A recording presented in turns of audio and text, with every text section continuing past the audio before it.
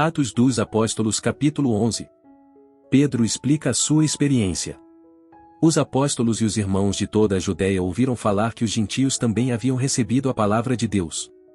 Assim, quando Pedro subiu a Jerusalém, os que eram do partido dos circuncisos o criticavam, dizendo: Você entrou na casa de homens incircuncisos e comeu com eles. Pedro, então, começou a explicar-lhes exatamente como tudo havia acontecido. Eu estava na cidade de Jope, orando, caindo em êxtase, tive uma visão. Vi algo parecido com um grande lençol sendo baixado do céu, preso pelas 4 pontas, e que vinha até o lugar onde eu estava. Olhei para dentro dele e notei que havia ali quadrúpedes da terra, animais selvagens, répteis e aves do céu. Então ouvi uma voz que me dizia: Levante-se, Pedro, mate e coma. Eu respondi: De modo nenhum, Senhor. Nunca entrou em minha boca algo impuro ou imundo. A voz falou do céu segunda vez: Não chame impuro ao que Deus purificou.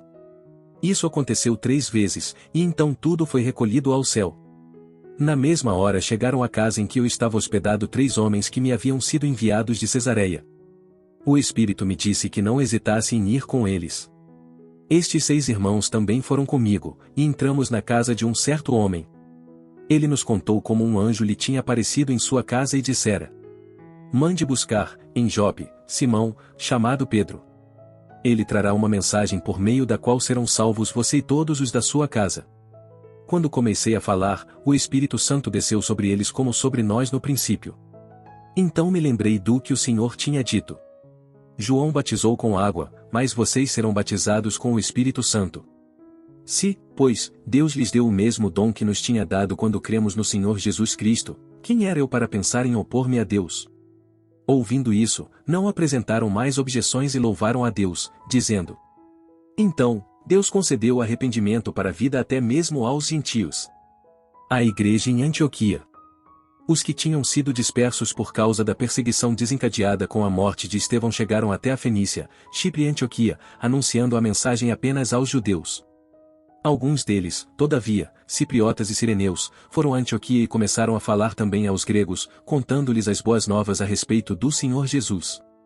A mão do Senhor estava com eles, e muitos creram e se converteram ao Senhor. Notícias desse fato chegaram aos ouvidos da igreja em Jerusalém, e eles enviaram Barnabé a Antioquia. Este, ali chegando e vendo a graça de Deus, ficou alegre e os animou a permanecer fiéis ao Senhor, de todo o coração. Ele era um homem bom, cheio do Espírito Santo e de fé, e muitas pessoas foram acrescentadas ao Senhor. Então Barnabé foi a Tarso procurar Saulo e, quando o encontrou, levou-o para Antioquia. Assim, durante 1 ano inteiro Barnabé e Saulo se reuniram com a igreja e ensinaram a muitos.